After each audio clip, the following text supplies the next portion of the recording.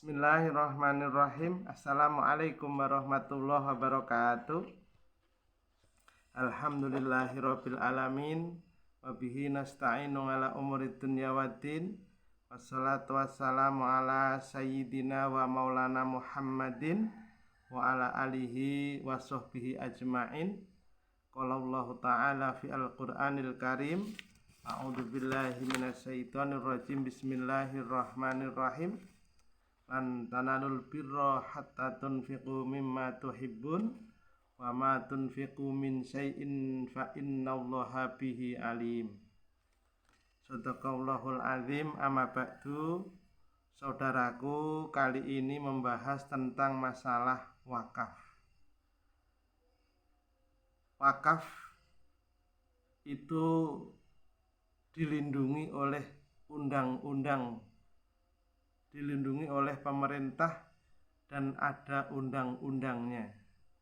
Undang-undang tentang wakaf itu nomor 41 tahun 2004. Wakaf adalah suatu amal yang sangat mulia. Jadi kita selaku umat Islam ikut serta wajib memelihara tanah wakaf tersebut. Jangan sampai hilang, jangan sampai dijual, karena banyak kisah terjadi ada tanah wakaf lalu dijual oleh ahli warisnya dan akhirnya hilang. Oleh sebab itu, kita selaku umat Islam, dikala kita mengetahui tanah itu adalah tanah wakaf untuk masjid, untuk musola, untuk pondok pesantren, untuk majelis taklim dan lain-lain kegunaannya, maka kita harus berusaha mendaftarkan tanah wakaf tersebut. Yang pertama adalah mendapat AIW, akte ikrar wakaf. Bagaimana tata caranya pembuatan AIW atau akte ikrar wakaf? Yang pertama, karena wakaf itu sekarang wakif, jadi difotokopi KTP-nya wakif terlebih dahulu, satu orang. Kalau itu yang wakifnya banyak, cukup diambil satu orang untuk perwakilan saja. Terus difotokopi nadir.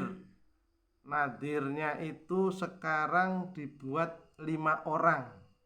Kalau perorangan itu nadirnya, orang yang menerima tanah wakaf itu dibuat 5 orang, difotokopi KTP-nya. Setelah itu bawa WK. WK itu surat keterangan dari kepala desa tentang perwakafan tanah milik. Jadi nanti di situ tertera bahwa ada tanah wakaf di desa tersebut, ukuran panjang berapa, lebar berapa, luas berapa, lalu terletak di desa atau di dusun atau di RT berapa, dusun, desa, kecamatan, kabupaten, lalu tertera batas-batasnya. Batas sebelah barat siapa, batas sebelah timur berapa, batas sebelah utara siapa, batas sebelah selatan berapa. Itu tertera ya. Jadi kalau sudah semacam itu, lalu silahkan dibawa di kantor urusan agama kecamatan. Jadi kalau sudah bawa KTP, fotokopi KTP wakif ya, terus fotokopi KTP nadhir 5 orang, ditambah KTP, fotokopi KTP 2 orang saksi, dan membawa surat keterangan dari kepala desa tersebut. Lalu silahkan datang di kantor KUA untuk mendaftarkan tanah wakaf tersebut. Nanti setelah berkas masuk di kantor KUA, maka KUA akan melaksanakan pengetikan. Yang pertama adalah pembuatan ikrar wakaf yang disebut adalah W1. Itu nanti yang pengetikannya di kantor KUA. Yang kedua, nanti di KUA akan mengeluarkan atau mengetik juga akte ikrar wakaf atau AIW atau disingkat W2. Lalu juga akan dibuatkan surat pengesahan nadhir atau yang disebut W5. Nanti setelah diketik selesai, maka tinggal mufakatnya. Apa Bapak Kepala Kantor Urusan Agama Kecamatan selaku PPAIW, pejabat pembuat akte ikrar wakaf, itu yang diwakili oleh Bapak Kepala Kantor Urusan Agama, diundang datang ke tempat lokasi. Nanti ada wakif, ada nadhir 5 orang, lalu ada 2 orang saksi. Disitulah ikrar wakaf dilaksanakan. Setelah dilaksanakan, maka terbuatlah namanya AIW, akte ikrar wakaf.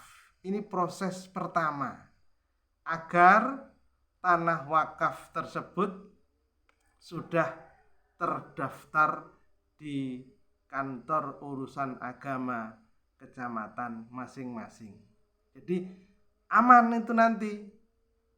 Lah, AIW itu dibuat rangkap 5. Yang pertama untuk wakif, yang kedua untuk nadhir atau yang menerima tanah wakaf, yang ketiga untuk KUA, kantor urusan agama kecamatan, yang keempat untuk di Kementerian Agama Kabupaten, yang kelima untuk di kantor BPN, Badan Pertanahan Negara, untuk pengurusan sertifikat. Jadi dibuat rangkap 5 itu nanti AIW tersebut, agar dikala di tempat wakif hilang ada di nadhir, nadhir hilang ada di kantor KUA, KUA hilang ada di Kemenak, dan seterusnya.